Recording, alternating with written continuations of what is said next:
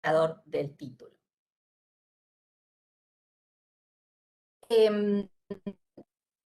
Por esta razón, también una de las, de las principales consecuencias de esto es que ante la falta de pago de la letra, el suscriptor es el sujeto pasivo de la acción directa. Acá entonces está también la otra diferencia. Recuerden que seguramente lo deben haber visto en la clase anterior, el librador de una letra de cambio no es sujeto pasivo de la acción directa, sino que lo es de las acciones de regreso. En el pagaré, el suscriptor es sujeto pasivo de la acción directa. Es decir, que ante la falta de pago, vamos a ejercer esa acción contra este sujeto, suscriptor del pagaré, creador del mismo, con las características propias de la acción directa. Esto es, que no se va a requerir el levantamiento de protesto para el ejercicio de esta acción. Es decir, el levantamiento de protesto no va a la falta de levantamiento de protesto, perdón, no va a producir la caducidad de la acción directa contra el suscriptor del pagaré. Esta es la diferencia fundamental entre letra de cambio y pagaré, y que es lo que ustedes más tienen que tener en cuenta al momento de estudiar y analizar este título valor. Insisto, la responsabilidad que tiene el suscriptor es el obligado principal al pago, y como tal, si paga, la obligación se extingue, por supuesto, se extingue el título. Y si no paga, entonces es sujeto pasivo de la acción directa, así como también su avalista si lo tuviera. Respecto del aval, también la ley nos remite el decreto ley nos remite a los artículos referidos a la letra de cambio en el aval, con la salvedad que en el caso de que existiera un aval y no estuviera referenciado a quien está avalando esa obligación, lo hará en este caso al suscriptor del pagaré. O sea, en ese sentido, básicamente la regla es la misma, con las consecuencias propias que les estoy diciendo. O sea, si tenemos un avalista del suscriptor, también este avalista será pasible de la acción directa, como lo era en la letra de cambio el avalista del aceptante en ese caso.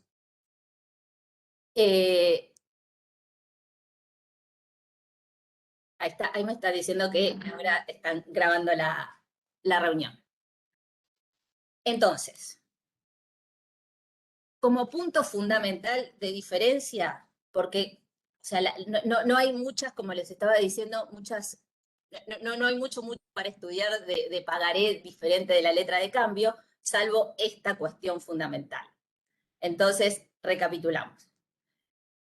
No es una relación triangular como lo era la letra de cambio, sino que es una relación entre dos sujetos, suscriptor y beneficiario.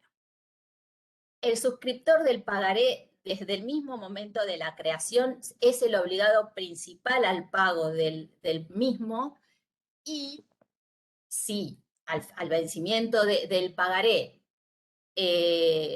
paga, en ese caso se extingue el documento y la obligación cambiaria.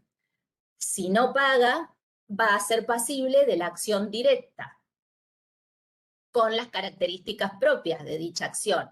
Como les decía, no levantamiento de protesto para el ejercicio de la acción contra él,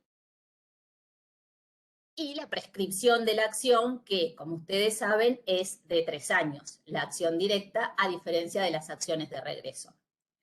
Ahora bien, si existieran endosantes del pagaré, lo referido a las acciones opera de la misma manera que en la letra de cambio. Es decir, si el título circuló y hay más obligados cambiarios que se obligaron a través del endoso, en ese caso va a ser necesario el levantamiento del protesto para poder ejercer las acciones de regreso contra los demás obligados cambiarios, pero no para ejercer la acción directa contra el suscriptor del pagaré.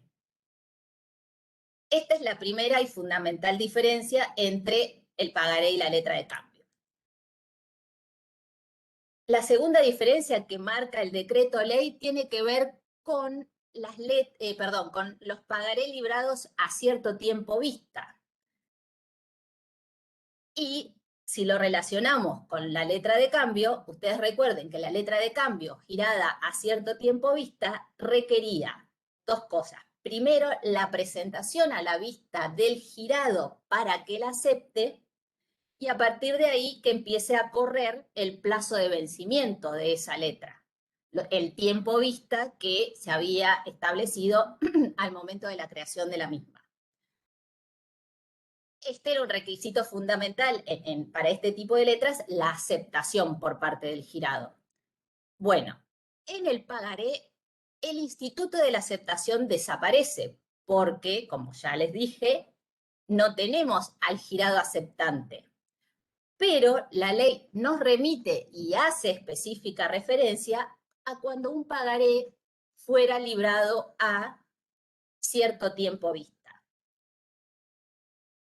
Pero como les decía, en este caso, no, si el portador del título va a tener que presentar el pagaré al suscriptor para que tome vista del mismo, se ponga la fecha de la vista y ahí empiece a correr el plazo de vencimiento.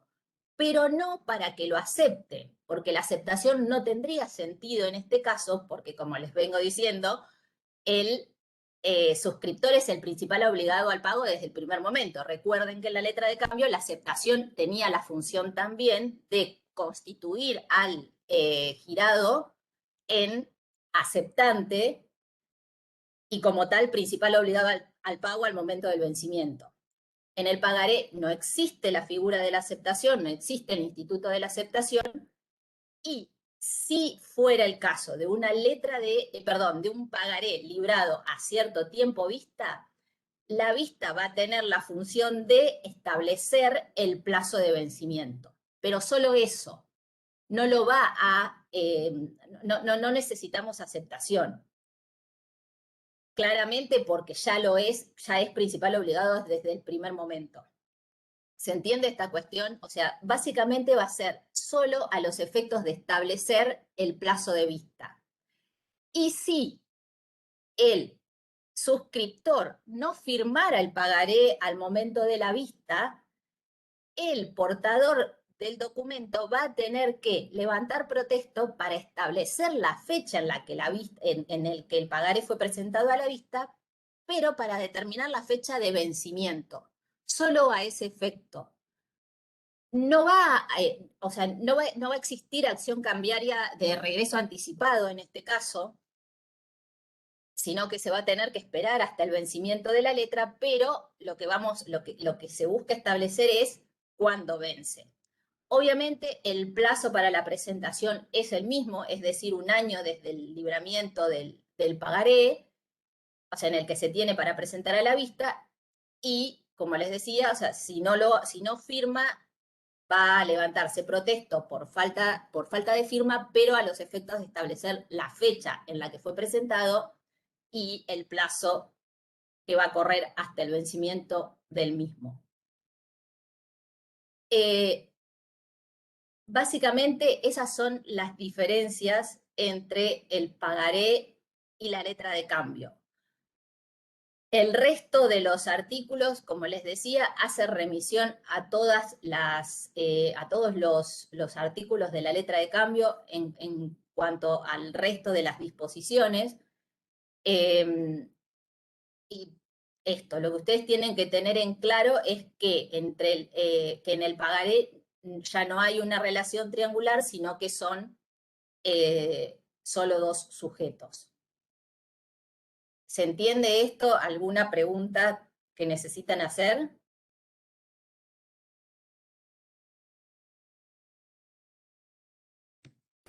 ¿Se Yo tengo una entiende? consulta. Sí. Entonces, el plazo de un año es luego de que se establece el plazo para el vencimiento o empieza a correr el plazo de un año para levantar protesta. Eso no lo entendí bien. No, esto es, o sea, esto es lo mismo que en la letra de cambio. O sea, el pagaré se crea hoy, 1 de junio, y supongamos que es solo para el caso de los a cierto tiempo vista. Para el resto, como les decía, los plazos de vencimiento son exactamente o sea, los tipos de vencimiento, mejor dicho, son los mismos que para la letra de cambio. O sea, puede ser a día fijo, es decir, se crea hoy 1 de junio y el vencimiento es el 1 de diciembre, o sea, ese día se presenta el pago. A cierto tiempo de la creación, a 30 días, por ejemplo, entonces lo creamos hoy 1 de junio y va a vencer el 1 de julio.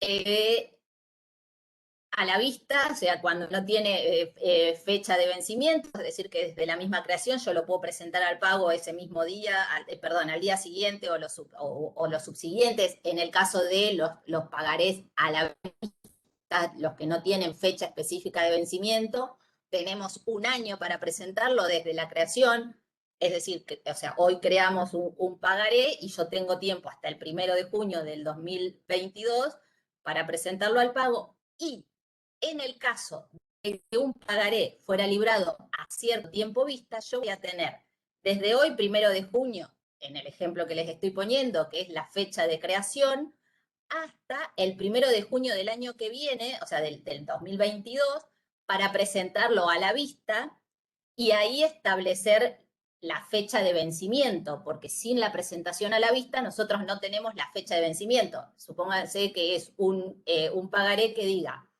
creación 1 de junio a 20 días vista. Entonces, la vista va a determinar cuándo empiezan a correr esos 20 días. Si yo lo presento a la vista del suscriptor el 1 de julio, por ejemplo, el pagaré va a vencer el 20 de julio. ¿Se entiende? O sea, la vista lo que va a determinar es el inicio del plazo de vencimiento. Ahora bien, el portador del documento tiene un año desde la creación para presentarlo a la vista, para establecer la fecha a partir de la cual se va a contar el plazo de vencimiento. ¿Se entiende? Esto es, o sea, o sea, en ese sentido es lo mismo. En cuanto a establecer la fecha de vencimiento, es igual que en la letra de cambio. La diferencia es que en este caso no se presenta a la aceptación como se lo hace en la letra de cambio, sino que se lo presenta a la vista del suscriptor para establecer la fecha de vencimiento del documento. Esa es la diferencia. Y tengo un año para hacerlo. Acá el decreto de ley remite también a las normas de la letra de cambio en cuanto a este plazo, o sea, al plazo que tenemos desde la creación para presentar a la vista el documento. Un año desde la creación. Acá me preguntan o sea, si como máximo va a tener 2 años. En realidad, no. Si no o sea, si no lo presenta a la vista del suscriptor, eh, o sea, va a perder la posibilidad de hacerlo. O sea, se tiene un año desde la creación y eso sí es una carga del portador para poder establecer la fecha de vencimiento. Lo que se va a tener es un año tengo yo para presentarlo a la vista y a partir de ahí empieza a correr el plazo que establezca el documento. Es decir, si o sea, ya después el plazo que tenga de vigencia el documento va a ser dependiendo de lo que diga, o sea, 30 días más, puede ser un año más, pueden ser 15 meses, o sea, lo que haya establecido el suscriptor al momento de la creación. Pero lo que tienen que tener en cuenta ustedes es que desde la creación tenemos un año para presentarlo a la vista para establecer la fecha de vencimiento. Lo mismo que en el caso de un pagaré a la vista directamente, no a cierto tiempo vista, sino a la vista, es decir, el que no tiene fecha de vencimiento, que yo tengo un año desde la creación para presentarlo al cobro. Si me paso de año, ya el título pierde las características de título valor y ya no lo voy a poder cobrar como tal. Tendré que remitirme a la ejecución del contrato base, pero no, ya no voy a poder utilizar el sistema cambiario. ¿Se entiende? Esto tiene, o sea, está, por eso les decía, o sea, en este caso está directamente relacionado con lo que estudiaron previamente de la parte de letra de cambio en cuanto a los vencimientos. Eso funciona exactamente igual. La única diferencia para esto puntualmente es que el pagaré no requiere aceptación y si fuera el caso de un pagaré a cierto tiempo vista, la vista lo que va a establecer es solo fijar el momento a partir del cual empieza a correr el plazo de vencimiento del mismo. O sea, yo voy a tener, lo voy a presentar a la vista, voy a establecer el plazo de vencimiento y al vencimiento voy a poder ir a cobrarlo, no lo voy a poder ir a cobrar antes tampoco. Esto o sea, ¿se entendió?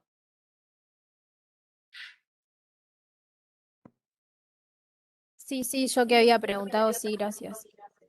Perfecto. Y con respecto a lo de la acción directa, también eso quedó claro. O sea que en el caso del pagaré, el suscriptor es pasible de la acción directa cambiaria. Y su avalista si lo tuviera. Bueno, entonces seguimos. En el programa después tenemos el tema del pagaré de consumo, que está directamente relacionado también con la otra parte de la materia en cuanto a que en la actualidad muchos de los concursos y quiebras que existen es de consumidores sobreendeudados. Esta es una característica muy de la sociedad actual en la que los consumidores, por distintas razones, van tomando créditos de diferentes tipos hasta llegar a un punto en el cual ya no pueden afrontar esos créditos y terminan siendo sujetos de alguno de los procesos de la otra parte de la materia, ya sea el concurso preventivo o la quiebra del pequeño consumidor. Como seguramente habrán visto, o sea, o hemos visto en la otra parte de la materia, esto ya lo hemos mencionado, la ley perdón, la ley de defensa del consumidor no, la ley de concursos y quiebra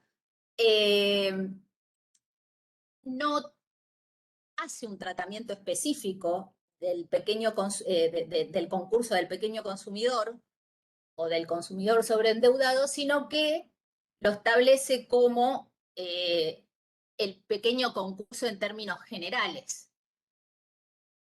Esto es una crítica que se le puede hacer, o sea, una falta de actualización de la ley de concursos y quiebras en este aspecto. Y en ese sentido, también surge la cuestión del pagaré de consumo, ya que seguramente ustedes conocen, y si no, bueno, lo decimos, muchas de estos créditos que va tomando el consumidor se encuentran garantizados, entre comillas, o sea, por este tipo de títulos. O sea, el pagaré, ustedes, o sea, esto sí, seguramente lo han escuchado, lo han leído, la cuestión del crédito a sola firma. El crédito a sola firma básicamente lo que hace es que con tu recibo de sueldo o con un ingreso o con un ingreso mínimo que puedas acreditar, te dan un crédito para el consumo. Y la sola firma lo que implica es precisamente que lo que va a hacer este consumidor es garantizar el pago de ese crédito, el pago de esa obligación, a través de un pagaré. Esta práctica se fue desarrollando durante mucho tiempo, en las que las financieras también muchas veces, a través de confundir al consumidor en cuanto a la relevancia que tiene este tipo de documentos. Ustedes ya saben que el pagaré al finalizar acá me ponen que han sido víctimas de ello. Sí, claramente, o sea, porque las financieras o las casas de electrodomésticos también, o sea, es una práctica bastante habitual en el comercio en la actualidad. O sea, no la dibujan un poco a la cuestión de cómo estás garantizando ese crédito. Y les decía, como ustedes saben, los títulos valores, o sea, en este caso el pagaré, es un título ejecutivo con las características propias de los títulos ejecutivos, que tiene más facilidad, entre comillas, en cuanto a el cobro del mismo. O sea, como estábamos diciendo recién, no se requieren demasiados requisitos más que presentar el título, que el mismo esté vencido, o sea, que se acredite la falta de pago del mismo, y el título ya es suficiente para la ejecución de ese crédito contenido en ese título. Esta es la característica fundamental de los títulos valores en general y de los papeles de comercio en particular, como es el caso del pagaré. Entonces, les decía, las financieras, las casas de electrodomésticos o cualquiera que da crédito, suelen utilizar como garantía el pagaré. ¿Qué ocurría? Ante la falta de pago del crédito obtenido, como les estaba diciendo, obviamente se ejecutaba ese título.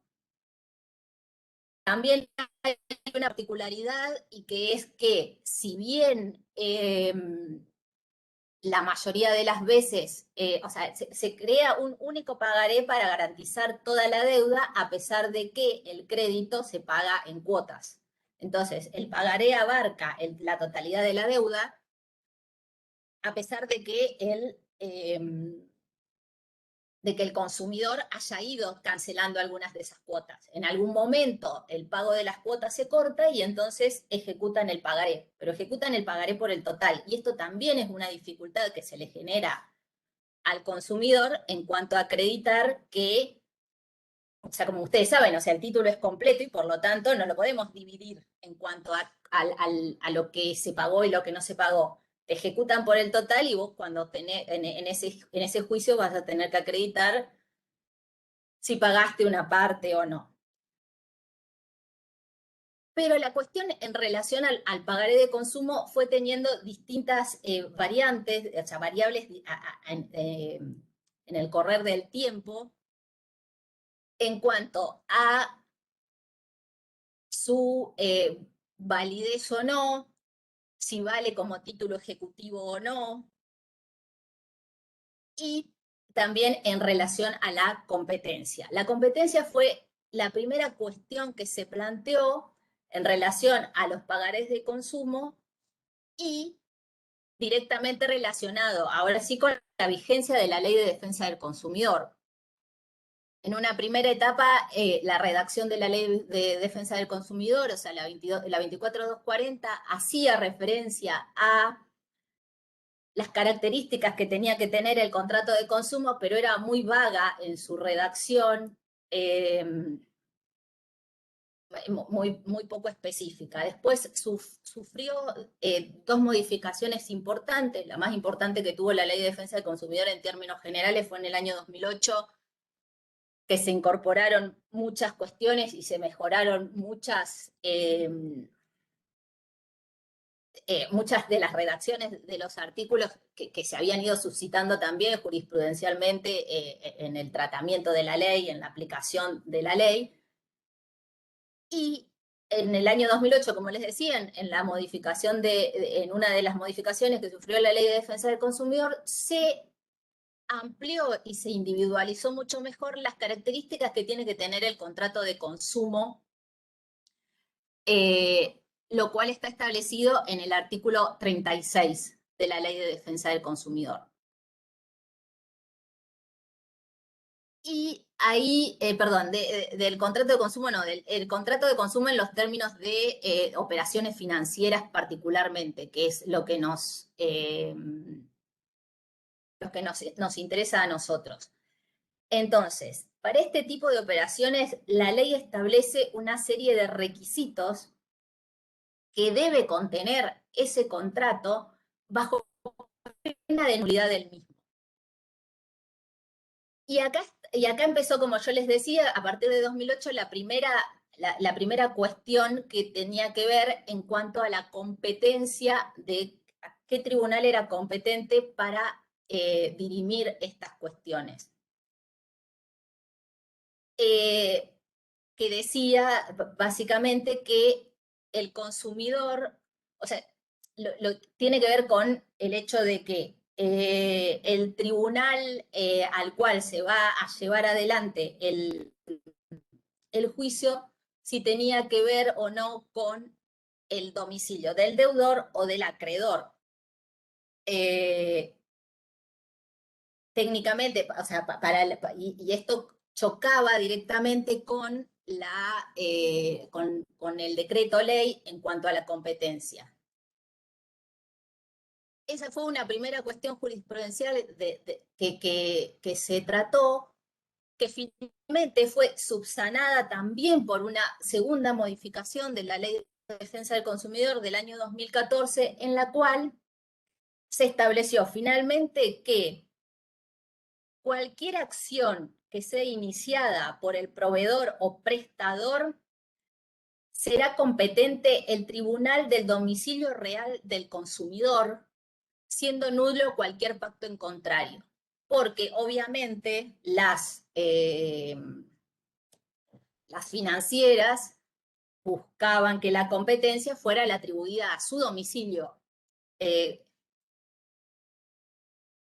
Y bueno, o sea, esto, como les decía, una de las primeras cuestiones que se estableció fue dirimir la competencia, si era o cuál correspondía. Finalmente, la ley incorporó lo que la jurisprudencia había ido diciendo, que era que el domicilio era el real del consumidor.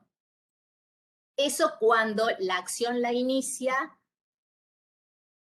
el proveedor o prestador. Eso es la competencia.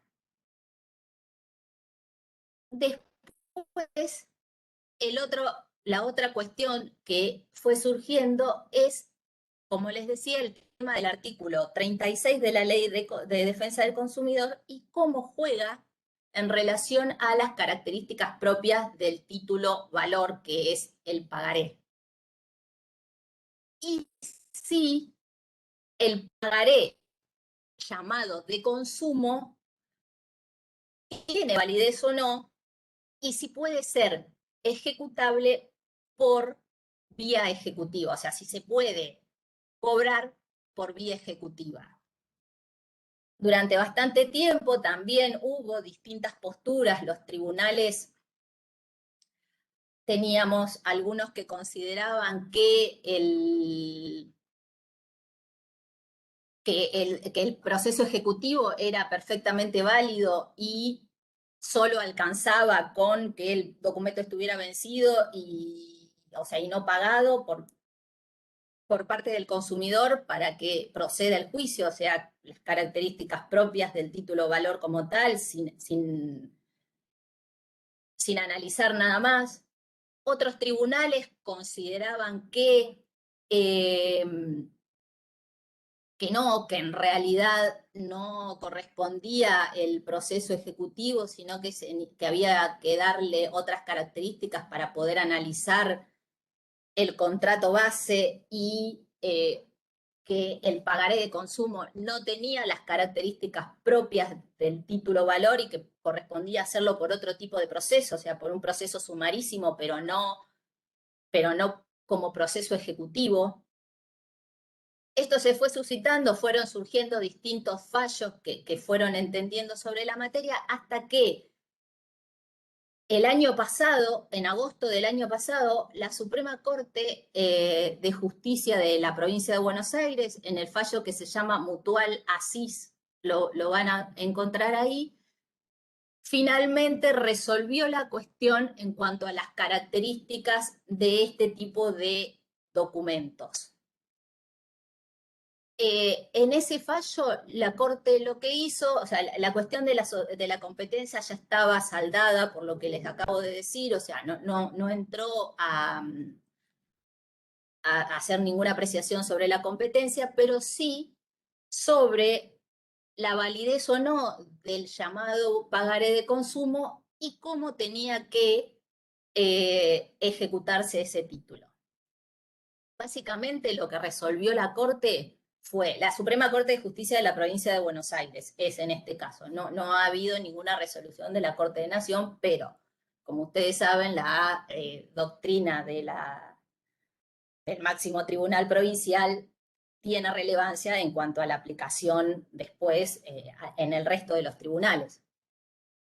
Entonces, les decía, lo que el artículo, lo que la Corte resolvió es que ahí están poniendo en el grupo, exactamente ese es el fallo.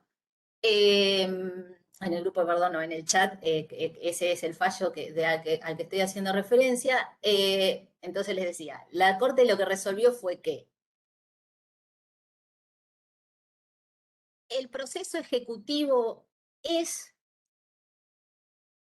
o sea, en términos procesales, es el que en el que se va a poder resolver el conflicto, o sea, que el pagaré de consumo es título ejecutivo para este tipo de procesos, pero con la salvedad de que debe estar integrado por el contrato base, es decir, el contrato de mutuo generalmente que dio origen al libramiento del pagaré. Ustedes saben claramente que en el proceso ejecutivo, o sea, y que la característica fundamental de los títulos valores es el no análisis de la causa que le dio origen, o sea, de fondo. No analizamos el contrato subyacente, es ejecutivo por sí mismo porque es completo en cuanto a sus características. Bueno, lo que la Corte dijo fue que cuando se trate de una relación de consumo, el pagaré no va a ser suficiente el título, el pagaré en sí mismo, el papel de comercio, sino que además va a tener que ser integrado por el contrato base.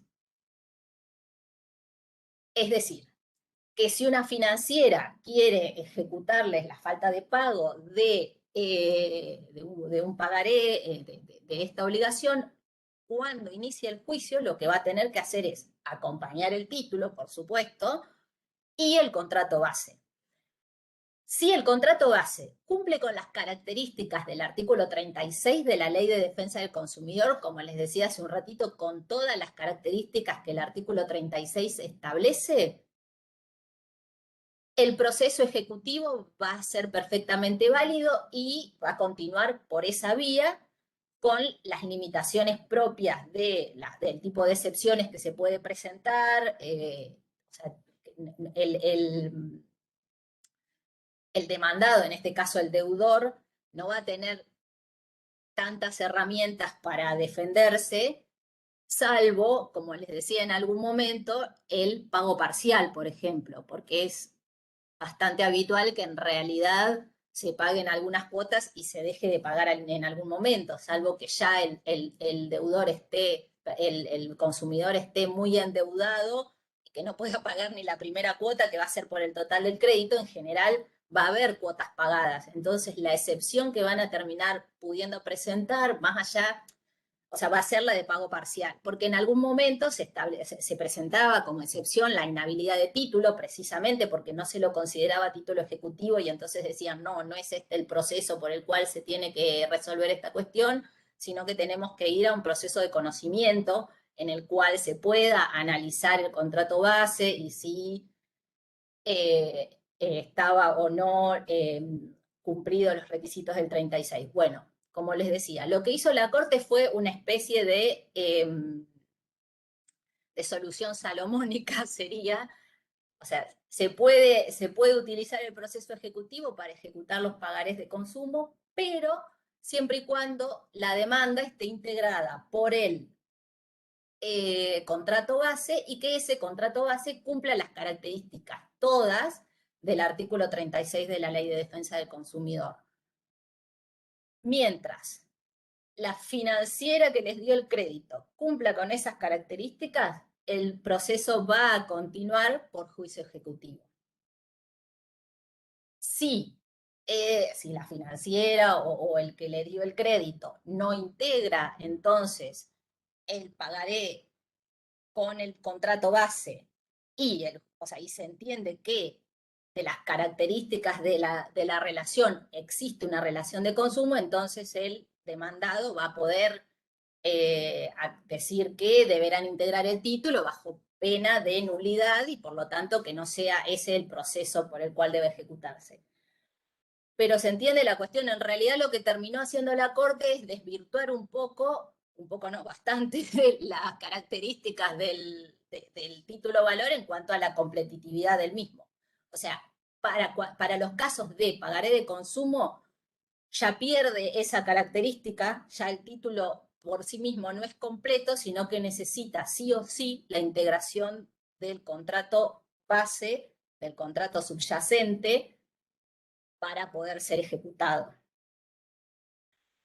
Esto es una jurisprudencia, como les decía, tiene menos de un año, o sea que vino a dirimir toda la cuestión porque durante muchos años se venía estableciendo esto, o sea, si correspondía, si no correspondía, si el pagar de consumo existe, si no existía. Bueno, con esta jurisprudencia, con este fallo de la Corte, esto se subsanó. Como resumen, o sea, el pagaré de consumo es título ejecutivo, siempre y cuando esté, pero integrado con el contrato base. O sea, y vamos a poder seguir por el proceso ejecutivo. Esa es la característica fundamental. Claramente hace falta o que se regule el pagaré de consumo como tal, una reforma al decreto ley que en términos generales es muy completo, o sea, esta es una opinión personal, pero que siempre lo digo, pero a diferencia de lo que pasa con la ley de concursos y quiebras, que tiene una técnica legislativa confusa por las distintas modificaciones que ha ido sufriendo y qué sé yo, el decreto ley ha subsistido en el tiempo tal como está, no ha tenido mayores modificaciones, pero bueno, en este momento tal vez sería necesario ahondar sobre la cuestión del pagaré de consumo por la utilización que las financieras y los prestamistas, o sea, pero fundamentalmente las financieras, los bancos también, o sea, las casas de electrodomésticos han ido haciendo del pagaré, desvirtuando en cierta manera, o sea, o haciendo uso de este tipo de documentos para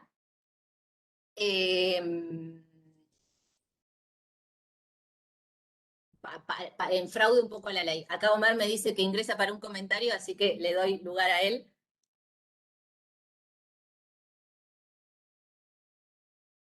Hola, buen día, ¿cómo andan?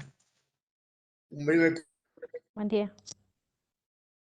comentario y me voy a la clase de Jorgelina, a la que siempre sumamos en algún momento de la cursada. Miren, yo voy a simplemente, no solamente ratifico el pensamiento de Jorgelina, sino que lo lo complemento. Algunos tips. El primero es que no existe pagaré de consumo legislado. Como ustedes comprenderán, es una interpretación pretoriana de esto, es la jurisprudencia que entendió que existiendo abuso por parte de la finalidad de darle protección al consumidor. Perfecto. No existe el pagaré de consumo legislado. Primera cuestión. Segunda cuestión, quedan fulminados dos de los caracteres propios de los papeles de papeles de comercio.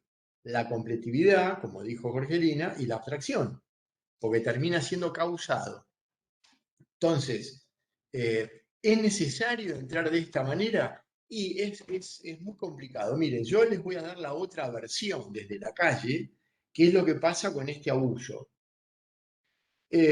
Una concesionaria de motos, que obviamente vende ese producto, recibe la visita de una persona que le dice, vengo a comprar una moto. Perfecto.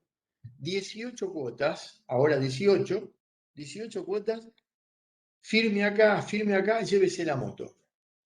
Le pone nafta a la moto y se va con la moto. A los 2 meses, esto le digo, ¿no? Me toca por ser abogado de un comercio de este tipo. A los 2 meses deja de pagar la cuota. Y entonces empezamos con esta bendita historia de poder ejecutar un pagaré.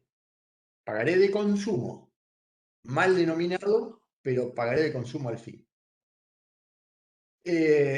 Bueno, logramos trabar la litis en un proceso ejecutivo que ya no es tal tampoco, porque si me van a pedir como requisito a completar previamente, acreditar las condiciones del artículo 36 para ver si es viable o no, bueno, finalmente terminamos atravesando o desarrollando un proceso ejecutivo, mas non troppo, no tanto. Bien, cuando se presenta el demandado dice, este contrato que nos vincula tiene tales y tales fallas. Por ejemplo, la tasa de interés pactada en caso de mora resulta abusiva.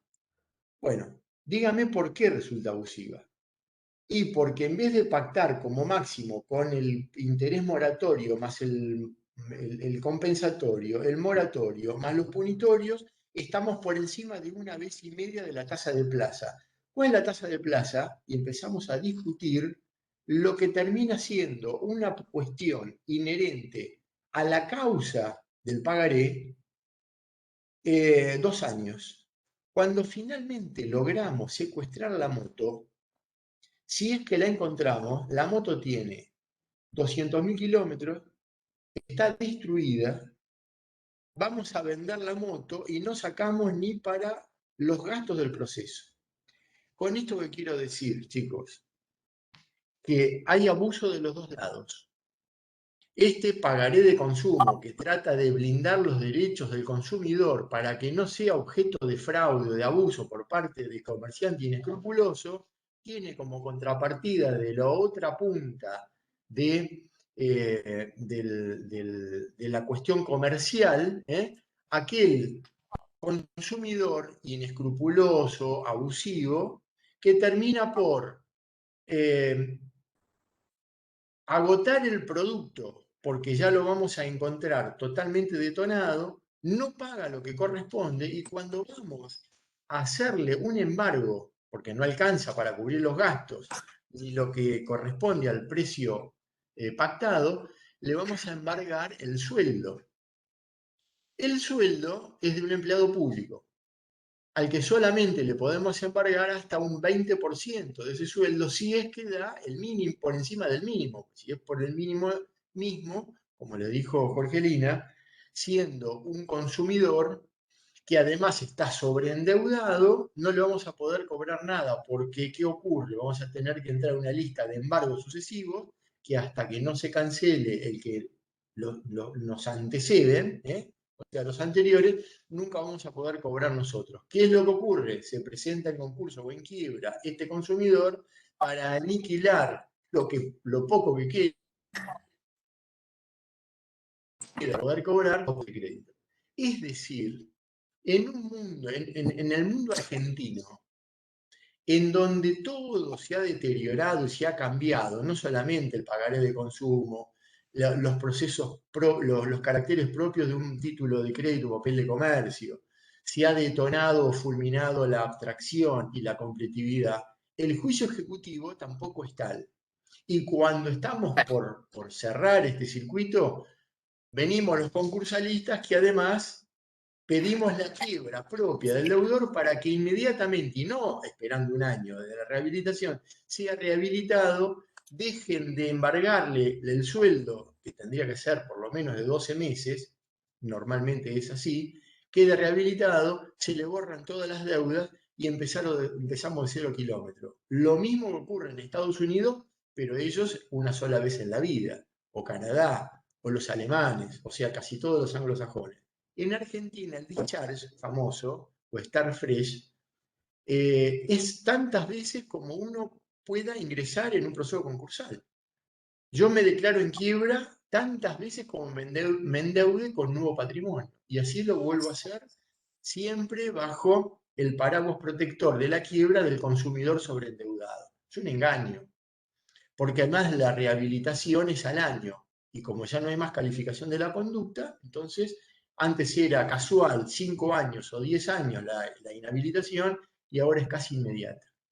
¿Qué ocurre? Es un sistema que está pauperizado por la falta de ingresos, en donde nos compramos una moto por 2,50 pesos, después dejamos de pagarla, amparados en una ley que solamente le da asistencia al consumidor, pero no al comerciante. ¿Cómo termina esto? Aumenta el precio del producto por el riesgo de que no se pague. Entonces, una moto que tendría que costar 20.000 pesos termina costando 40.000. Bueno, esto es lo que quería contarles porque hay que escuchar siempre las dos voces, de un lado y del otro del mostrador. No hay abuso por parte del comerciante inescrupuloso, de la financiera, y hay abuso por parte del consumidor, que amparado en estas cuestiones decide no pago, total, uso la moto todo lo que puedo, después la devuelvo o me la sacan y al rato me compro otra moto y así siga el baile. Eso es lo que quería contar. Así que, bueno, te dejo, Jorgelina, y me Bueno, voy a una reunión. Les agradezco mucho y nos vemos en la próxima clase. adiós. Chao.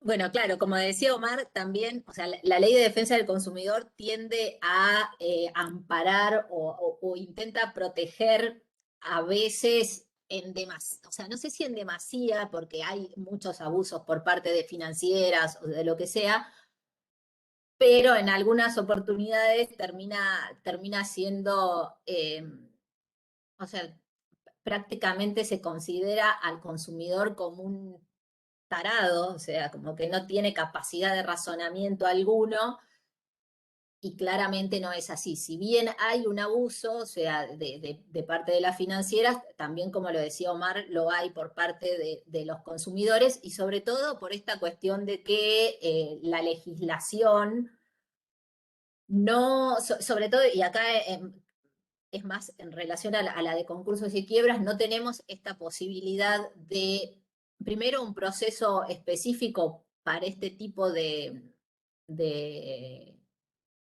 endeudamientos, o sea, como les decía un poco al principio, el tema de que el proceso es el mismo para un pequeño consumidor con un sueldo básico, con, no sé, un sueldo de 50.000 pesos, que para una pyme que tenga hasta 20 empleados o hasta 20 acreedores, que es el pequeño, que es el pequeño concurso. O sea, esto ya lo estudiamos en concurso preventivo, y, o sea, el pequeño concurso en realidad es para cualquiera de nosotros que tenemos un ingreso estándar, más o menos lo que les decía, o sea, 50.000 pesos, 100.000 pesos, lo que sea, pero en realidad, o sea, ninguno es millonario, y una pyme que claramente los ingresos van a ser mucho más altos que el sueldo de cualquier empleado de comercio, del Estado, lo que sea. El proceso que se utiliza es el mismo. O sea, esto, como yo les decía, es una opinión personal. O sea, yo creo que la ley de concursos y quiebras requiere una modificación, y sí, tal vez incorporar este instituto del cual estaba hablando Omar, que alguna vez lo hemos mencionado, que es el de la posibilidad de que por una única vez en la vida, como ocurre en Estados Unidos y como dijo Mar en la mayoría de los países anglosajones, que por una única vez en la vida el sujeto, persona humana siempre, o sea, esto es solo para personas humanas, pueda liquidar su patrimonio, o sea, liquidar su patrimonio, no, perdón, liquidar sus deudas, o sea, quedarse en foja cero, volver a empezar por única vez en la vida. O sea, luego ya no va a tener esa posibilidad. Esto no ocurre en el derecho argentino y como mencionaba Omar recién, nos podemos concursar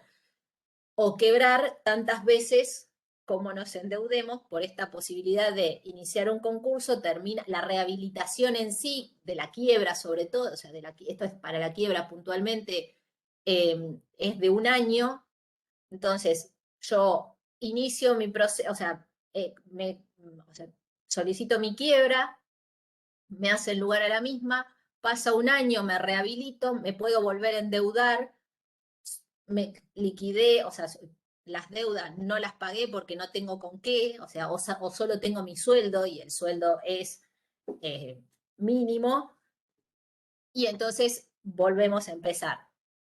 También debería, o sea, hay un montón de cosas que no están bien, o sea, si o sea, los consumidores sobreendeudados van tomando crédito de crédito de crédito y las financieras se los permiten, o sea, y el sistema se lo permite en realidad, no es la financiera, o sea, es el mismo sistema el que permite que el deudor ingrese en esta rueda hasta llegar a un momento en el que claramente no puede pagar más. Eso en algunos casos, en otros casos por avivada, como decía Omar. Pero bueno, básicamente, como decía, yo me había olvidado me estaba olvidando de la cuestión de que el otro carácter que aniquila la sentencia de la Corte es el de abstracción. O sea, por un lado aniquila el carácter de completividad de los títulos valores en general, y por otro lado el de abstracción de los papeles de comercio en particular. Esto recuerden del comienzo de la cursada, que nosotros tenemos títulos valores, que son literales, abstractos y completos.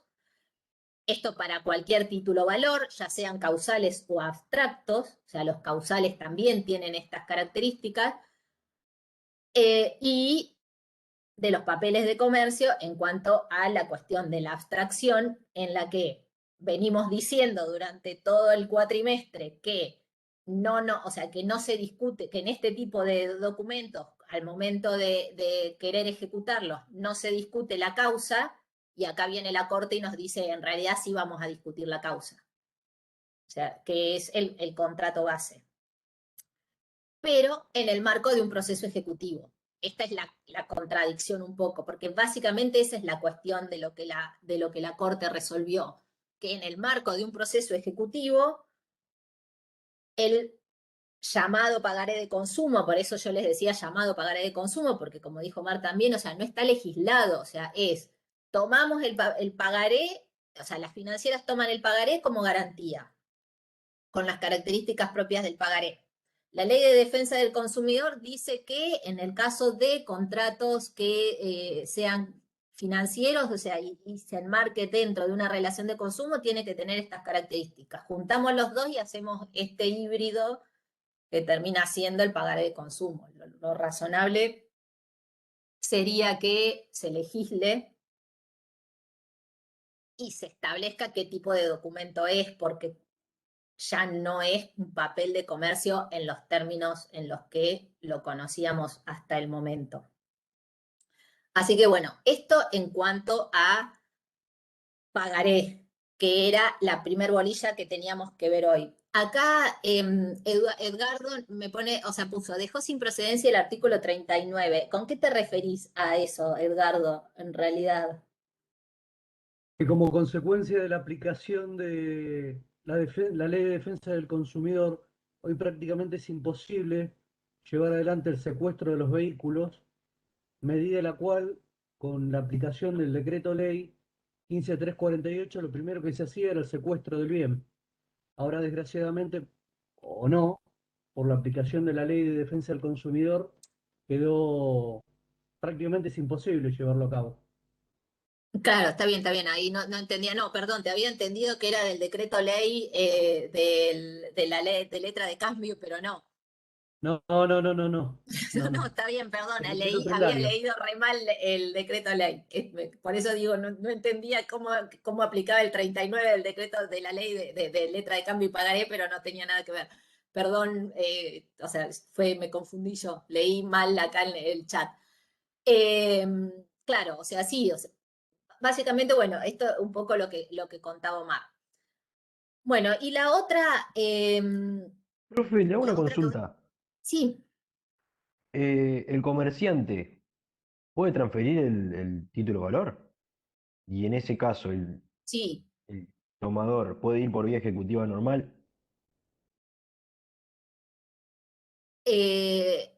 No, porque, o sea, sí podría transferir el título valor, porque se transfiere a través de endoso, pero también por aplicación de la Ley de Defensa del Consumidor, o sea, yo no conozco ningún caso que, o sea, porque casi, de verdad, no conozco ningún caso que haya habido, o sea, que se haya ejecutado un título que haya sido transferido, o sea, un título, o sea, un pagaré llamado de consumo, o sea, que se generó en una relación de consumo que haya sido transferido y haya sido ejecutado por el tercero de buena fe.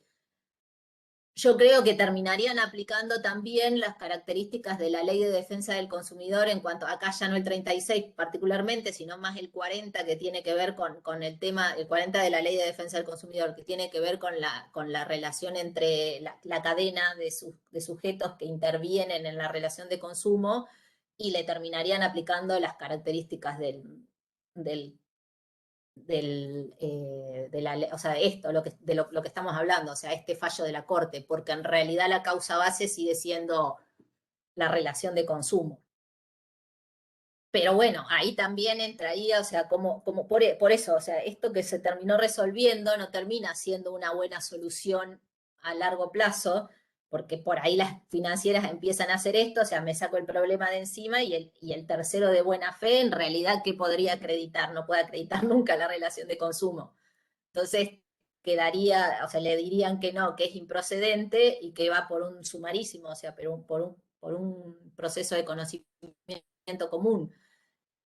Generaría un caos ahí jurídico que, o sea, insisto, es mi opinión, pero creo que habría que legislarlo de una vez por todas a la cuestión de los papeles, o sea, de los pagaré como garantía de este tipo de obligaciones. O sea, y la posibilidad de transferirlo o no. Técnicamente sí es transferible, o sea, siempre se puede transferir, o sea, a través del endoso, como cualquier papel, porque eso, o sea, en su nacimiento tiene las características propias de cualquier papel de comercio, o sea, se transfiere a través del endoso puro y simple, o sea, firmo y lo transfiero. Pero bueno, no, o sea, yo no conozco ningún caso particular que se haya ejecutado un pagaré de un tercero. O sea, que el ejecutante sea un adquirente tercero de buena fe. En general son documentos que quedan en el lugar. Línea, Sí, en el caso del comerciante que decida transferirlo, tendría que transferir el contrato base, pero el contrato base, ¿qué lo hace? ¿Por el contrato de cesión normal? ¿O lo puede claro, adherir a...? en realidad no necesitaría transferir el contrato base. O sea, volvemos. O sea, al no estar legislado, como decíamos, el pagaré de consumo, eh,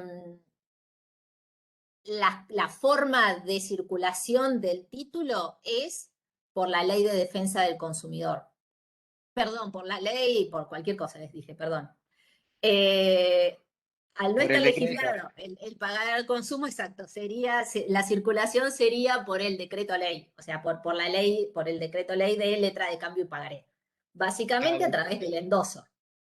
Yo me refiero a si yo soy un endosatario, por ejemplo, que quiere adquirirlo, o sea, se quiere convertir en endosatario y está previendo que posiblemente me invoquen la doctrina legal de la Suprema Corte. ¿sería un buen recaudo, además de pedirle al comerciante que me entregue el contrato base, o eso sería imposible? No. No, aparte no, ya el comerciante no tendría la posibilidad de seguir cobrando. No, no. No, se genera, Claro, sí, sería, o sea, queda, se genera un, sí, sí. claro, Entiendo o sea, cuál. en realidad el título circularía por las características propias del título valor común. O sea, el pagaré circularía a través del endoso y se transmitiría solo el documento con el derecho en él incorporado, lo que venimos viendo desde el principio de la cursada. O sea, el título podría transferirse perfectamente, porque técnicamente no tiene ninguna diferencia. O sea, durante su vida, digamos, el título tiene las características propias de cualquier título valor. El problema se plantea al momento de la ejecución del mismo ante el incumplimiento del suscriptor, o sea, del librador de ese documento, que en este caso sería el consumidor, ¿no? O sea, recién ahí entramos a ver de qué tipo de documento se trata, porque podría ser o sea, siempre, o sea, lo que tiene que demostrarse también es que existe relación de consumo para que se aplique esta doctrina de la Corte. Si no hay relación de consumo, el pagaré es perfectamente ejecutable por la vía ejecutiva, como lo conocemos. O sea, el tema a dirimir son esas dos cuestiones. Y surge a partir de lo que dice la Ley de Defensa del Consumidor, las modificaciones, como les decía yo, que ha ido sufriendo la Ley de Defensa del Consumidor, cada vez ampliando más el paraguas de protección del consumidor, al punto de, en algunos casos, o sea, esto para a mi humilde entender, de tratarlo ya casi de tonto al consumidor. O sea, el consumidor no tiene... Si uno empieza a analizar la Ley de Defensa del Consumidor, más allá de que yo estoy de acuerdo con que se proteja al consumidor claramente porque hay muchos abusos, pero en algunas cuestiones también el consumidor toma la ley y termina generando abuso con su acreedor. Como le decía, en cuanto a esta pregunta, o sea, el título va a poder circular. Habrá que ver al momento de la ejecución del mismo qué excepciones se pueden plantear.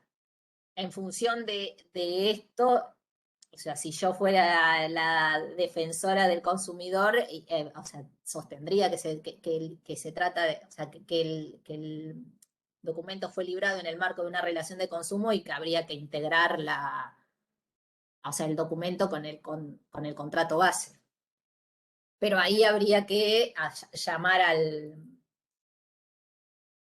tendríamos que también traer a la litis a la financiera que también es, o sea, que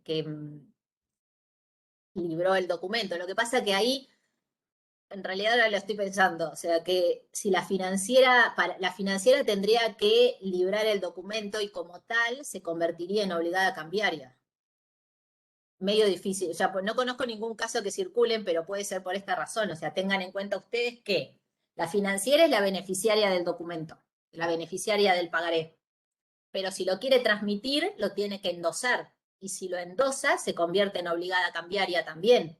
Entonces, este tercero, que tiene la relación con la financiera, ejecutaría a la financiera. Yo soy el tercero, no voy a ejecutar al deudor, al librador que es un consumidor sobreendeudado. Voy y ejecuto a la financiera que sí tiene recursos. ¿Se entiende el razonamiento? O sea, Claro, no ahora conozco por sí, eso. perfecto. Me terminó de cerrar un montón de conceptos, además.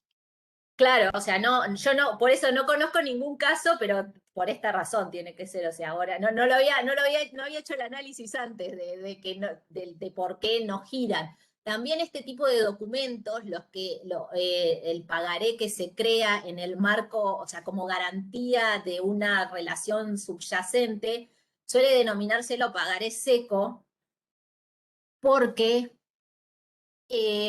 o títulos, o sea, algunos también lo denominan como impropios, porque porque básicamente no son creados con la finalidad de circulación del crédito, como lo es cualquier título valor, sino como garantía de este tipo de operaciones. Por ejemplo, también, o sea, el pagaré seco, esto no, o sea, no está ahí en el programa, pero viene a colación porque en la base es lo mismo que para lo que estábamos hablando, para las relaciones de consumo, que es un pagaré que se firma como garantía de la obligación base, que ocurre muchas veces, por ejemplo, con los contratos de alquiler.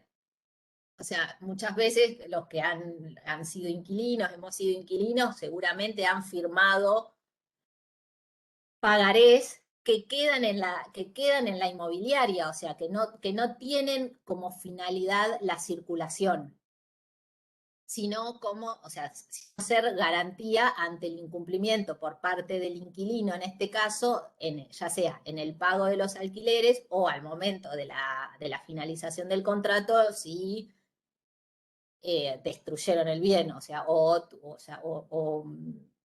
dañaron el bien, se ejecuta el pagaré, pero no circulan. Y para el caso de las financieras, o sea, es más o menos lo mismo, o sea, fundamentalmente porque son creados como garantía de la otra obligación, o sea, con esa finalidad específica que técnicamente no es la finalidad del título al momento que se crea. Que la finalidad de los títulos valores es precisamente agilizar la circulación del crédito, no ser garantía de otra obligación. ¿Se entiende? O sea, esta es la cuestión, me parece. Bueno, y les decía, Perfecto. entonces, Aclarado. ¿alguna otra pregunta acá de pagaré? O sea, pagaré no es muy difícil en cuanto a lo que hay que estudiar, porque como les decía al principio de la clase, todo lo que casi se le aplican casi todas las reglas de la ley de la letra de cambio, salvo lo atinente a la aceptación que deja de existir y a la responsabilidad que tiene el suscriptor del pagaré como principal obligado al pago y como el sujeto que va a extinguir la obligación cambiaria si paga, o sea, o si paga al momento del vencimiento, o si no paga, ser sujeto pasible de la acción directa cambiaria. Eso, con respecto a pagaré. Y nos queda la segunda parte que tiene que ver con cuenta corriente.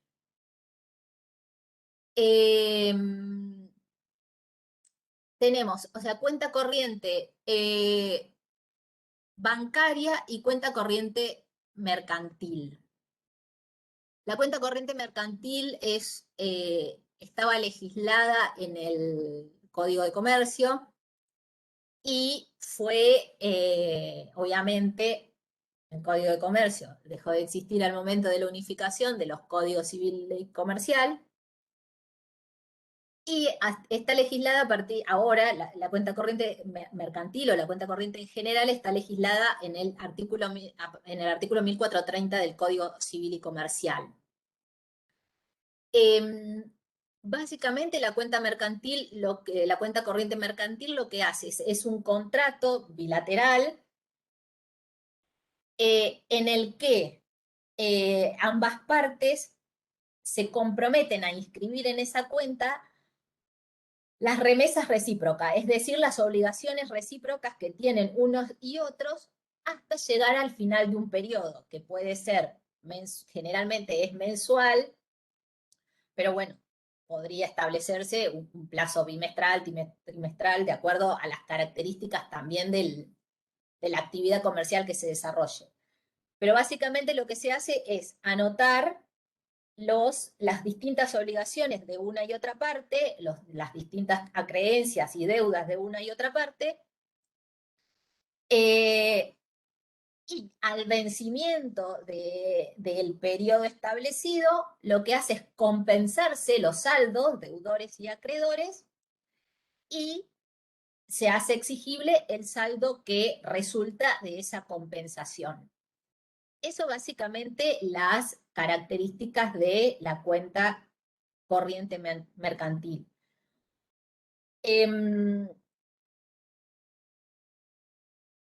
Con respecto a la cuenta corriente bancaria, las características son bastante similares.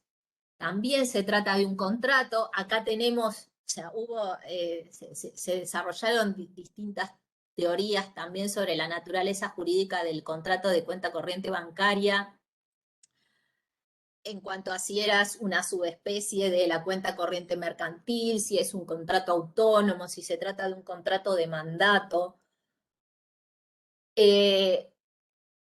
Nosotros entendemos que es un contrato autónomo en el que un sujeto, cuenta correntista, realiza un contrato con el banco y en este caso, a diferencia de lo que ocurre con la cuenta corriente mercantil, lo que hace el banco es, o sea, obligarse a tener disponible y saldar las distintas movimientos que vaya haciendo el cuenta correntista diariamente. Y de parte del cuenta correntista, la obligación es tener fondos disponibles en la cuenta.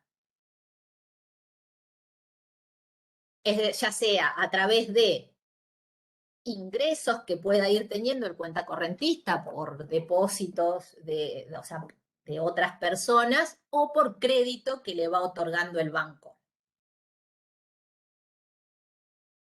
Y a diferencia de la cuenta corriente mercantil, que yo les decía que las remesas se compensan a la finalización del periodo que corresponda, en el caso de la cuenta corriente bancaria, las compensaciones se hacen diariamente. O sea, todos los días ustedes van viendo si tienen cuenta corriente. Esto ocurre también, la característica esta también es propia de la caja de ahorro, o sea, esto que les estoy explicando, o sea, la compensación diaria de los créditos y débitos. Ustedes lo pueden ver en su home banking con la caja de ahorro. Lo que pasa es que no es lo mismo la caja de ahorro que la cuenta corriente. La cuenta corriente es un contrato específico en el que, como les decía, o sea, el banco va a tener que pagar los créditos que vaya generando el cuenta correntista, y el cuenta correntista lo que está obligado es a tener fondos disponibles. Ahora bien, en el caso de la cuenta corriente bancaria, también se podría generar un contrato complementario, que es el contrato de giro en descubierto, que es un contrato adicional al contrato de cuenta corriente bancaria. Es decir, para que exista el contrato de giro en descubierto, previamente tiene que existir sí o sí una cuenta corriente bancaria abierta. No es independiente uno del otro. O sea, la cuenta corriente bancaria puede existir sin giro descubierto, pero el giro descubierto no puede existir sin cuenta corriente bancaria. ¿Esto se entiende? Y la cuenta corriente bancaria, hasta la modificación del Código Civil y Comercial, exigía que existiera además el libramiento de cheques. A partir de la sanción del Código Civil y Comercial, existen cuentas corrientes bancarias denominadas no operativas, es decir, que no generan chequeras, porque básicamente lo que hace la cuenta corriente bancaria es la posibilidad del libramiento de cheques. Cheque lo van a ver en la próxima clase, no quiero adentrarme mucho en la cuestión de cheque, pero básicamente esa es la cuestión, o sea, lo que permite la cuenta corriente bancaria es también el libramiento de cheques. Pero, como les decía, existen cuentas bancarias no operativas que, en la que no existen chequeras. ¿Cuál es el problema? O sea, no el problema, sino la cuenta corriente bancaria lo que permite además es que el saldo, el saldo deudor de la cuenta corriente bancaria es título ejecutivo. Eso es lo importante de este tipo, el de la cuenta corriente mercantil también, en realidad. O sea, son títulos ejecutivos cuando cumplan determinadas características. Desde la sanción del Código Civil y Comercial, ¿para qué? el saldo de cuenta corriente bancaria, sea título ejecutivo, requiere la firma de 2 apoderados del banco. Antes, o sea, acá tienen que ver, tengan en cuenta esta cuestión porque la OPACI 2, que es la reglamentación de cuenta corriente bancaria, que también la van a ver a partir cuando veamos cheques, o sea, ustedes, todo esto surge de la OPACI 2, se llama, que es reglamentación de cuenta corriente bancaria. La tienen en la página del titular para estudiarla, porque ustedes cuando vayan a ver cheques, van a tener la ley de cheques, y en la ley de cheques falta toda la reglamentación de la ley. Hay muchas cosas que no surgen del texto de la ley, sino que están en la reglamentación del Banco Central de la República Argentina en relación a, que es la autoridad de aplicación de la ley de cheques, que nos va a explicar cómo va a ser el funcionamiento de las características propias de los cheques, pero la OPACI, o sea, la reglamentación, abarca también cuenta corriente bancaria. Entonces les decía, para hacer ejecutivo el saldo deudor de la cuenta corriente, antes se necesitaba la firma del gerente y del contador del banco. Esto se modificó y actualmente ya no se requiere la firma de estos 2 sujetos, sino que ahora basta con la firma del apoderado del banco, que obviamente tiene que estar registrado, tener el poder específico para hacerlo y todo lo que ya sabemos de representación, pero ya no requiere la firma del gerente y del apoderado. Tengan cuidado con esto porque cuando estudien, probablemente, si los textos no están actualizados, ustedes vayan a ver lo que les estoy diciendo, o sea, que diga que el saldo deudor de la cuenta corriente bancaria es título ejecutivo, siempre y cuando cuente con la firma del gerente y el contador. Pues no, actualmente ya no se requiere eso, sino que basta con la firma del apoderado del banco. Y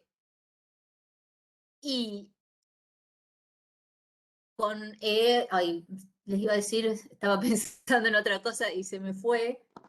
No, y lo que pasa con las, ya está, con las cuentas corrientes no operativas. ¿Qué sucedía con la cuenta corriente no operativa? Como les decía, la cuenta corriente no operativa es aquella que no hay servicio de chequeras. Pero muchos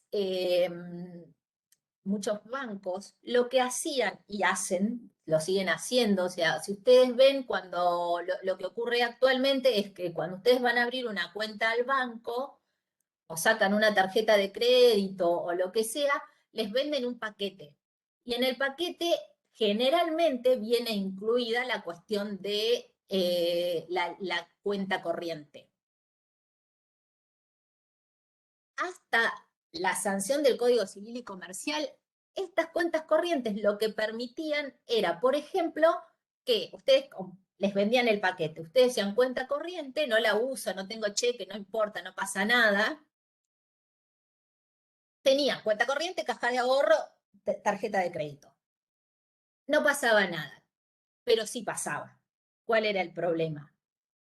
Los débitos, por ejemplo, ustedes tenían tarjeta de crédito y lo que hacían era debitar el saldo deudor de la tarjeta de crédito, la pasaban directamente a la cuenta corriente. Y en la cuenta corriente, ante la falta de pago, generaban el título ejecutivo por saldo deudor de cuenta corriente, que era más sencillo que ejecutar la deuda de la tarjeta de crédito, ¿se entienden? O sea, lo que se hacía era pasar el crédito a la cuenta corriente y con eso generar el título ejecutivo. Como esto fue un abuso también por parte de las entidades financieras, o sea, de los bancos, ahora esto no se puede hacer más. O sea, si la cuenta corriente es no operativa, o sea, si la cuenta corriente no tiene movimientos de chequera, entonces no pueden ejecutar el saldo deudor, en el caso de las tarjetas de crédito. Si ustedes sí tienen cheque, obviamente, o sea, si ustedes sí manejan chequera, obviamente que ahí sí, porque es la característica propia del contrato. La posibilidad de libramiento de cheques, que el banco les pague, o sea, que el banco pague los créditos que se vayan generando a partir del vencimiento. O sea, una persona viene a la caja, quiere cobrar o hace un depósito de un cheque, se le paga el cheque, siempre y cuando existan fondos disponibles. Y si no existen fondos disponibles, en ese caso podría existir el contrato de giro en descubierto y el banco pagaría aún no habiendo fondos. Esto lo van a ver un poco, o sea, como les decía, tiene relación directa con cheque, que lo van a ver la próxima clase. Pero sepan que, entonces, tenemos un contrato principal, que es el contrato de cuenta corriente bancaria, en el cual el cuentacorrentista se obliga a tener fondos disponibles en su cuenta y el banco a pagar a medida que vayan surgiendo los distintos saldos, pagar esos saldos al cuentacorrentista siempre que estén estos fondos. Esto como regla general. Y podría existir un contrato de saldo de giro en descubierto, que es complementario del contrato principal, que es el de cuenta corriente bancaria, en el cual el banco va a pagar los saldos deudores del cuentacorrentista, aun cuando no existieran fondos disponibles, por el monto que se haya contratado, porque esto no se los había dicho. O sea, el contrato de giro en descubierto va a ser también por un monto específico. O sea, yo puedo girar en descubierto hasta 50.000 pesos. Es decir, el banco va a pagar por sobre mi saldo hasta 50.000 pesos. Si tengo más, si lo que tiene que pagar es más de 50.000 pesos, no lo va a pagar y va a rechazar el cheque. Esto es lo más importante de cuenta corriente bancaria y la diferencia o similitud con la cuenta corriente mercantil. No sé si alguna pregunta.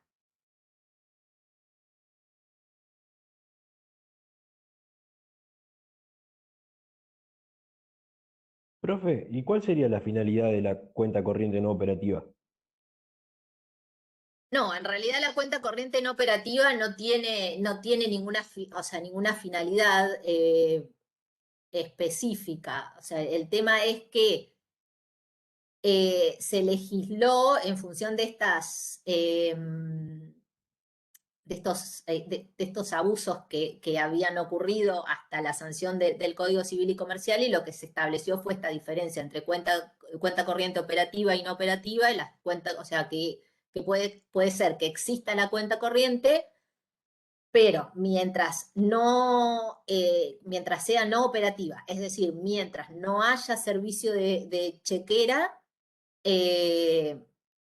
no se va a poder ejecutar el saldo deudor de esa cuenta. O sea, lo que pasa que también, esto que les voy a contar, o sea, me pasó a mí. O sea, yo me abrieron una cuenta corriente en el banco sin informármelo. Eso también estaría para hacerle alguna demanda al banco, porque en realidad, sinceramente, nunca me informaron que me estaban abriendo una cuenta corriente. Obviamente que uno firma un montón de papeles, lo que sea, que o sea, se hace responsable por esa parte, pero nadie de nosotros ha leído todas las páginas que nos dan al momento de ir al banco. Y después lo que hicieron fue, o sea, que sí juntaron la caja de ahorro con la cuenta corriente y o sea, yo no me había dado cuenta que no tenía dinero disponible en la caja, o sea, me faltaban 100 pesos, por decirle, de una compra que hice en la caja de ahorro, y me hicieron el crédito directamente a la cuenta corriente. Obviamente que cuando lo vi yo, o sea,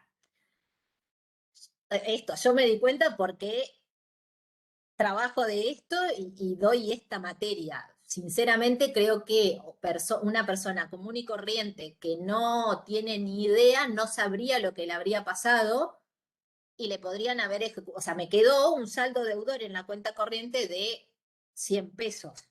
O sea, que obviamente lo saldé inmediatamente y ahí fui y cerré la cuenta corriente en el banco porque no tenía intención de tener ninguna cuenta corriente, pero ellos la habían hecho operativa sin, o sea, con mi consentimiento, porque seguramente en lo que me habían hecho firmar estaba, o sea, estaba esto establecido, pero sin la información que corresponde. O sea, en términos de la Ley de Defensa del Consumidor, lo que hizo el banco era claramente violatorio al deber de información.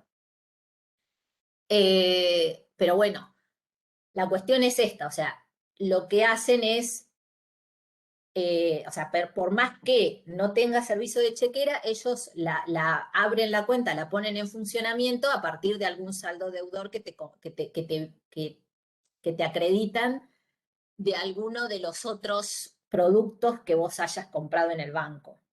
O sea, que hayas comprado, no, que hayas adquirido con el banco, sea tarjeta de crédito, la caja de ahorro, o algún crédito personal, por lo que sea, o hipotecario, lo que hayan sacado con el banco. Por lo tanto, hay que tener cuidado con esta cuestión, o sea, en ver si tienen cuentas corrientes o no ustedes abiertas y estas cosas que puede hacer el banco. Pero en realidad, técnicamente, lo que se hizo con la cuenta no operativa fue establecer que pueden existir, pero que son las que no tienen movimientos. Y como tal, no puede ejecutar, o sea, no pueden hacer estos desvíos de créditos a esas cuentas para hacerlas operativas y ejecutar los saldos. Esa es la cuestión, o sea, lo que se legisló es en protección del consumidor, en este caso, en protección del cuenta correntista, sobre todo teniendo en cuenta también que hasta hace no tantos años la bancarización era la excepción, o sea, solo tenía una cuenta en el banco aquel que realizaba operaciones mercantiles, operaciones comerciales habituales. Hoy todos estamos bancarizados, o la mayoría de nosotros estamos bancarizados.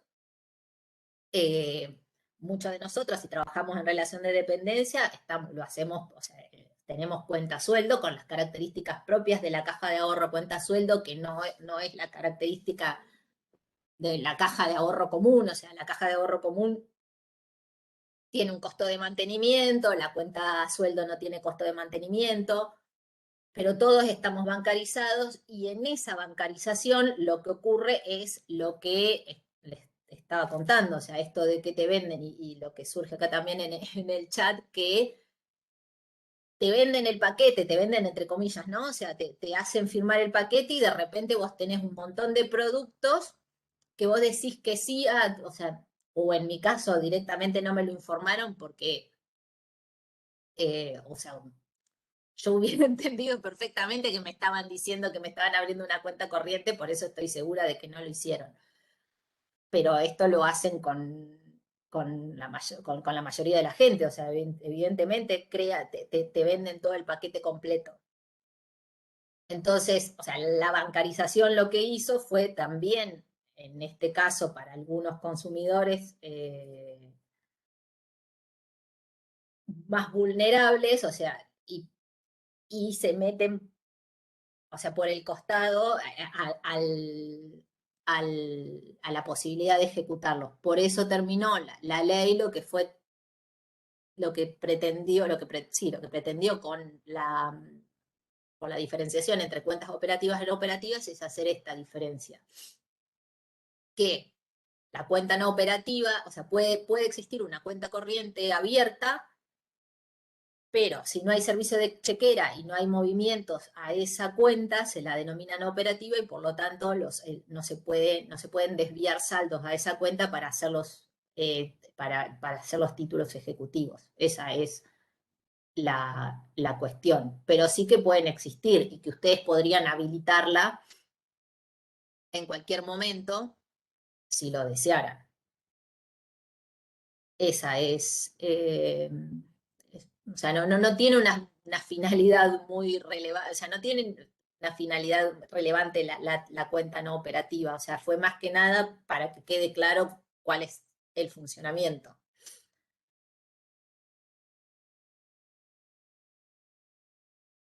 No sé si alguna otra Perfecto, gracias. cuestión.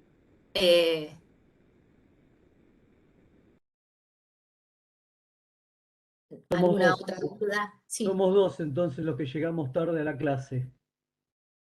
Eh, Porque a mí ya me agarraron los del banco y ya me agarré con el BBVA francés, que de repente me aparecían, claro, si yo pagaba siempre, pero después me terminaban cobrando la cuenta corriente bancaria que yo no sabía. Claro, primero eran 10 pesos, después eran 50, pero así se fue sumando. claro, o sea, sí, después, o sea, la cuenta, claro, esa es la otra cuestión, la cuenta corriente tiene mantenimiento también. O sea, obviamente te cobran en el mantenimiento, muchas veces el mantenimiento de cuenta te lo cobran de la tarjeta de crédito, o sea, es como que van moviendo los distintos créditos dentro de sus productos para poder cobrártelo.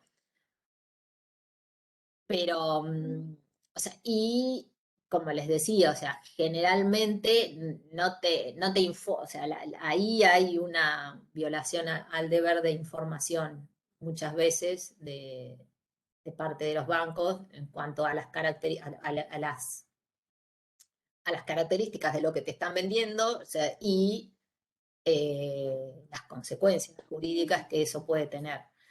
Pero como les decía, o sea, básicamente hoy lo que tienen que tener en cuenta es que la cuenta corriente lo que hace es, o sea, es un contrato sinalagmático, o sea, de ida y vuelta, o sea, los dos tienen obligaciones y deberes y obligaciones. Deberes no, o sea, cada uno tiene una obligación para con una parte, para la otra parte, y tienen que compensarse esos créditos. O sea, el banco, en el caso, o sea, el banco tiene que pagar lo que el cuenta correntista vaya generando y el cuenta correntista está obligado a tener fondos disponibles en la cuenta para que el banco los pague. Si hay fondos disponibles, el banco no puede negarse a pagar. Esa es la cuestión, esa es la obligación del banco.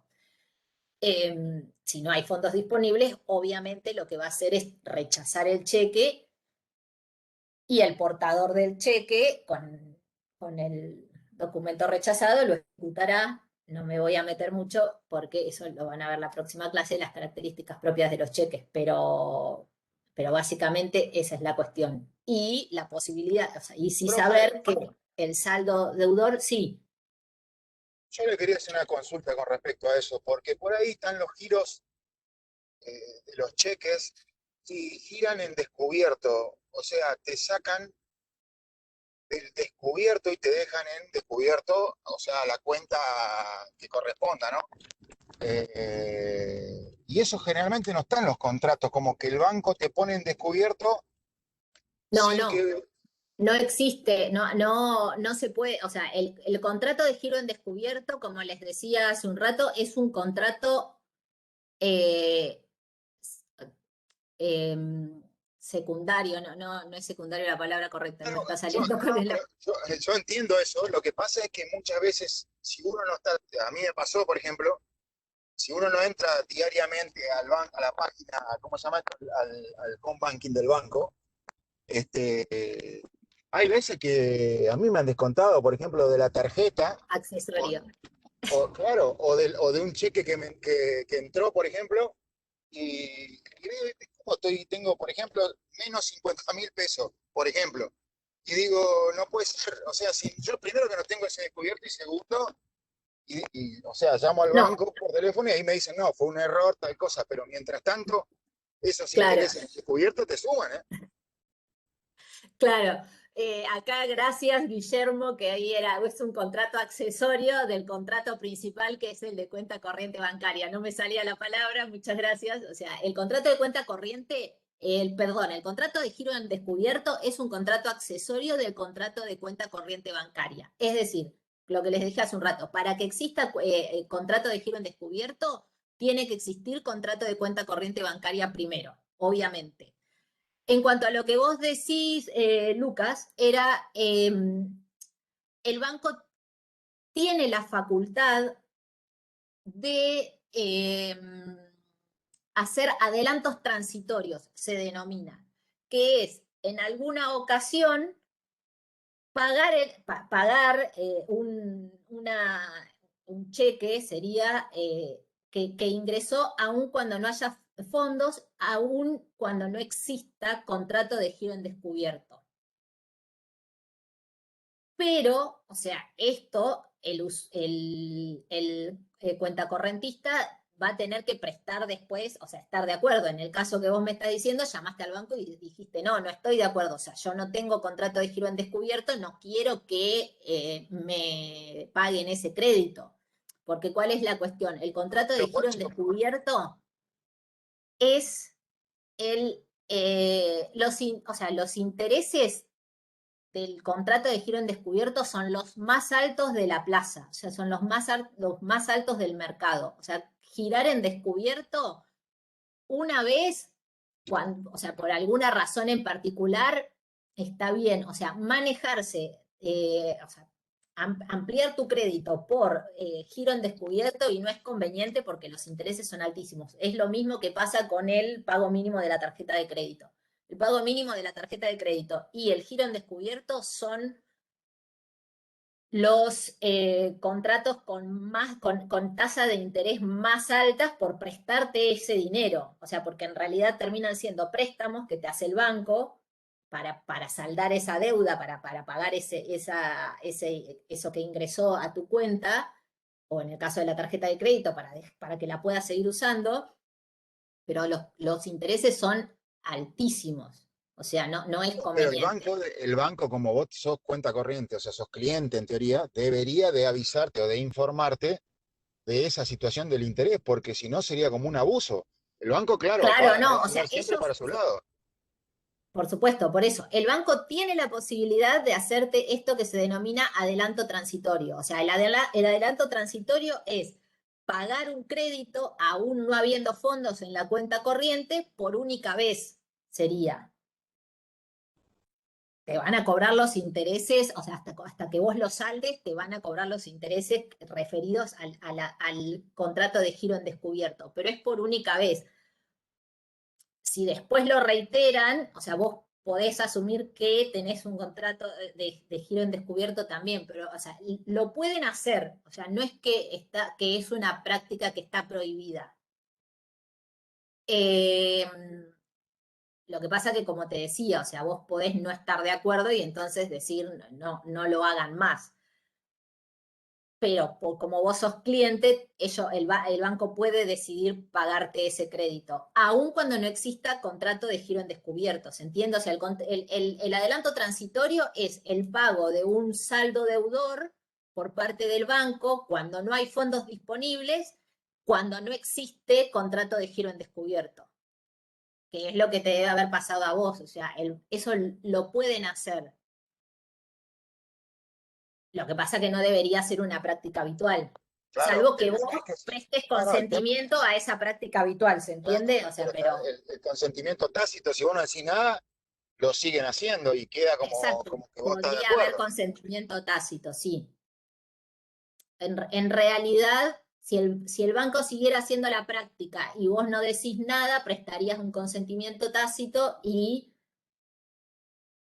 porque esto ha habido fallos, se puede, o sea, vos, cuenta correntista, podés presumir que el banco te otorgó un contrato de giro en descubierto y después empezar a hacerlo práctica de tu negocio. O sea, y entonces, llegado el caso de que un día el banco no te pagara el saldo, vos podrías ahí requerirle al banco que lo haga porque en realidad vos habías asumido que ellos te habían otorgado el crédito de giro en descubierto. ¿Se entiende? O sea, son dos cosas distintas. O sea, el contrato de giro en descubierto es uno en el que cuenta correntista y banco firman un convenio por el cual el banco va a pagar por encima del dinero disponible lo que se acuerde. Cuando no haya fondos disponibles, el banco va a pagar ese monto que hayan acordado. Eso es el contrato de giro en descubierto. Y el banco también tiene la facultad de hacer adelantos transitorios, que es pagar un saldo deudor cuando no hay fondos disponibles, cuando no existe contrato de giro en descubierto. O sea, pueden hacerlo, está permitido por la reglamentación, por la OPASI 2 que les decía. O sea, eso está permitido. Ahora, si vos no querés que lo hagan, tenés que hacer lo que hiciste, o sea, llamar al banco y decir que no lo hagan más.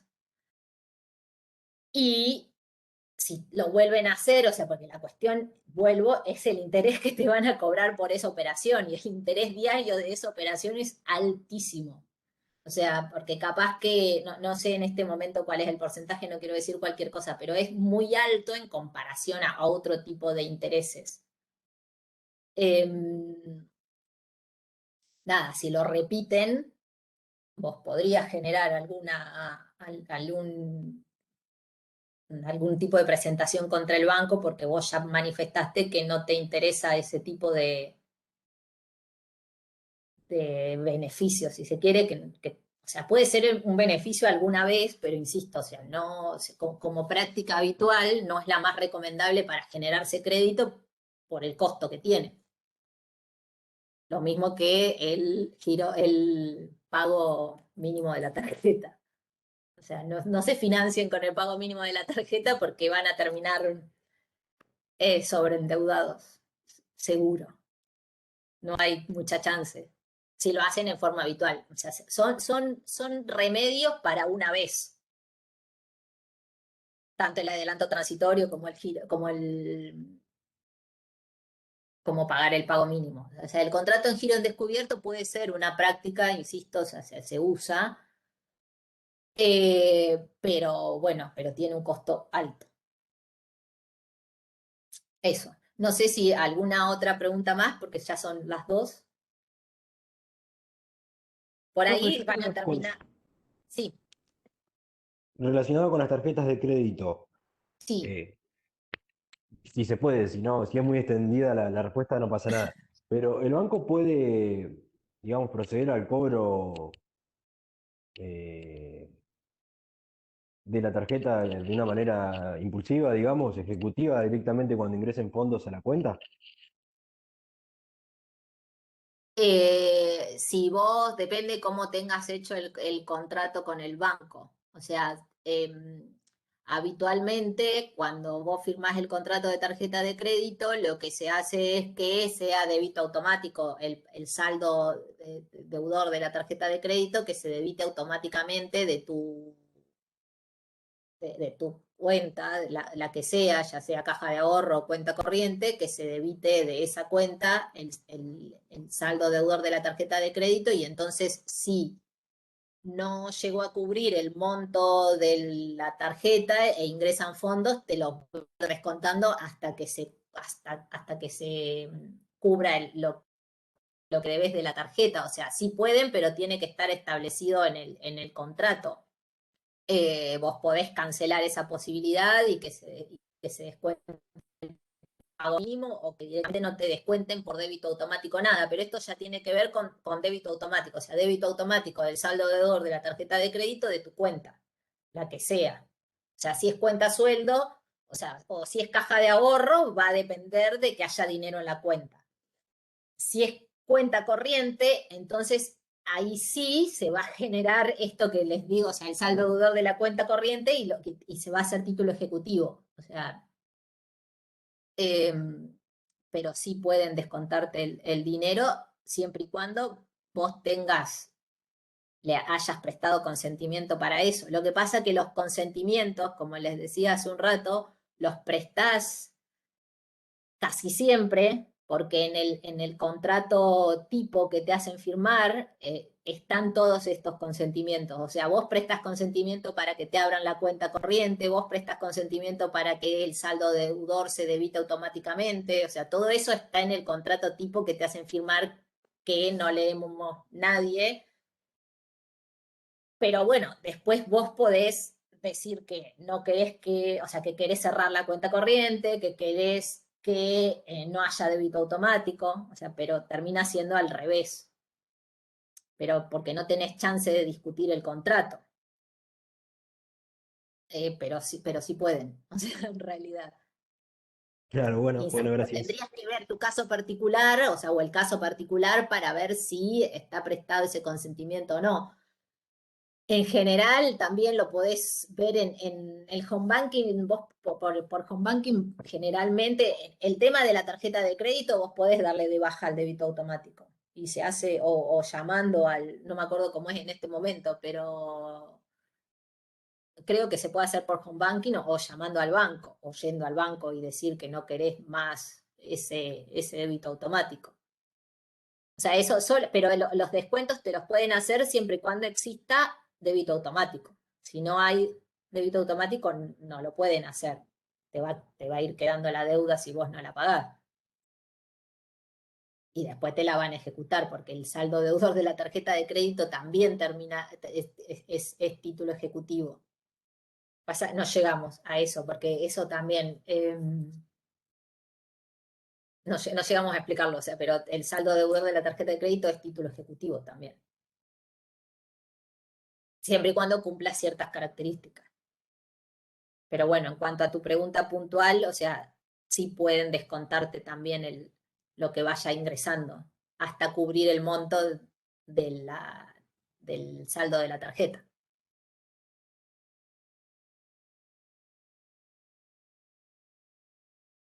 Eso. Bueno, ¿alguna otra cosa? Porque ya son 2:05, no sé si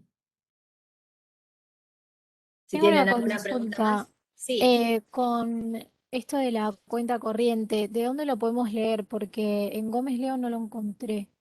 No sé si... No sé si tenemos algún documento en la página. Si no, básicamente lo que les decía, buscar o sea, es OPACI 2, pongo acá, o sea, reglamentación. A ver, ¿estoy escribiendo? No. Acá, estaba escribiendo en cualquier lado. O sea, es la reglamentación de la cuenta corriente, ay, ya. Pero no. Cuenta corriente Ay, ¿por qué se me sale? Bancaria.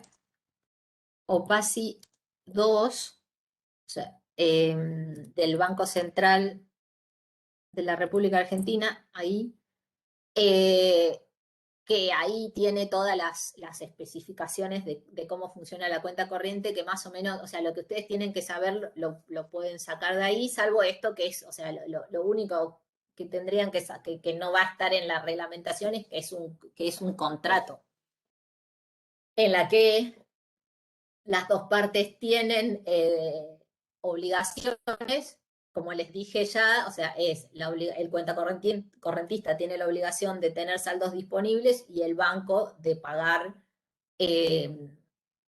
los saldos que se vayan generando en esa cuenta, siempre y cuando haya fondos disponibles. Pero la OPACI 2 sí está en la página. La última actualización creo que es de marzo de 2020, me parece que es la de la implementación del cheque electrónico, que no estaba que estaba sancionado, pero no se había reglamentado y que se reglamentó el año pasado. Creo que esa es la última modificación que tuvo la reglamentación del Banco Central. Pero en todo caso, si hubo alguna posterior, debe haber sido algún funcionamiento mínimo que no tiene tanto que ver con nuestra materia. La de cheque electrónico sí, porque hoy por hoy se usa o sea, se está usando muchísimo el cheque electrónico a partir de la pandemia, o sea, hasta el 20 de marzo del 2020, las operaciones con cheque electrónicos eran mínimas. A partir del 20 de marzo del 2020, o sea, se dispararon las operaciones con cheque electrónico por razones obvias. Si no hubiera, sin pandemia de por medio, no sé si hubiera sido tan rápida la utilización de este tipo de título. Pero bueno, ahora se utiliza un montón, o sea, seguramente cheque electrónico lo vean la semana que viene cuando vean cheque. Tiene una característica básicamente que es que no es un documento papel. Y ahí perdemos otro de los caracteres de los papeles de comercio, o sea, no es tangible. O sea, no, es una operación contable, básicamente. El cheque electrónico, pero bueno, eso lo van a ver la semana que viene. Pero bueno, acá una de las chicas pone que encontraron ahí un documento que habla de cuenta corriente y como les decía, la OPASI. Lean cuando estudien cheque y cuenta corriente, lean la OPASI 2 porque ahí hay mucha más información. No lean solo la ley porque no les va a alcanzar con la ley de cheques para saber cómo funciona el cheque.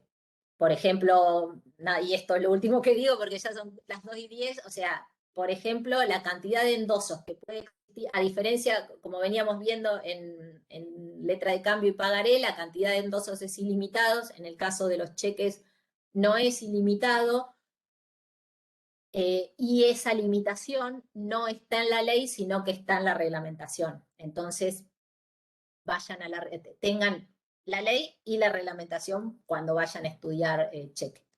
Bueno, los dejo. Gracias por escucharme. Nos vemos pronto. Chau, chau. Chao, gracias.